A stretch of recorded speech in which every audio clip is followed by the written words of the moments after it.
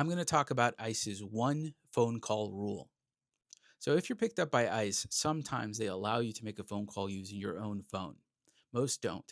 So, if you're unfortunate enough to not be able to make a phone call to your loved one using your own phone or send a quick text message, then you will not be allowed to make a phone call until you use their facility phone.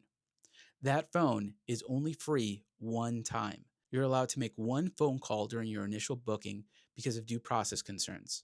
That phone call can last anywhere from 5 to 15 minutes, and you really only get one shot at it.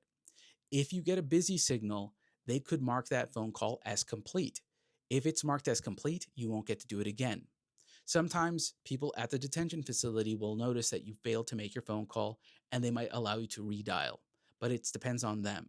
Usually, at the end of that day, if you did not reach a person, you will not get a second chance.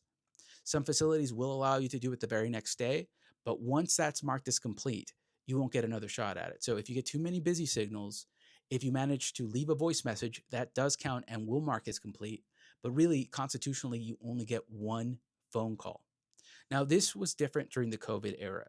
During COVID, because they were trying to keep people outside of the detention facilities and allow you to talk to relatives and loved ones remotely, they were promoting that. They actually allowed you 520 free minutes. So you had 520 minutes that you could use for anything. You could call your loved one, you call your lawyer. They were monitored, but at the very least, they were free.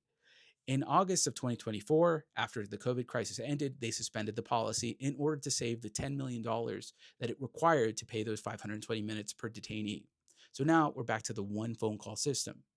Now, if you have somebody on the outside, they could pay into your commissary through getting out or similar applications, depending on the facility, but they can pay into the commissary to give you more minutes. They're usually charged at like 5 cents to 20 cents, depending on the facility and also the type of phone call that you're trying to make. Now, if you're trying to call your lawyer, technically you should be entitled to as many phone calls as it takes to reach that lawyer, but it requires that that lawyer be registered under a G28 with you. You are allowed to call the lawyer initially for a consultation, but I don't advise anybody use that phone call for that, especially that one call you get, because odds are your lawyer will be busy. You might only reach the secretary. You won't have a contract with him. The best bet is to call your loved one if you have one. Now, what happens if you don't have a loved one? And this has happened through consultations I've had. What happens if you don't know anybody on the outside and you don't have anybody that can pay into your commissary? What do? You get one phone call and that's it. You're on your own.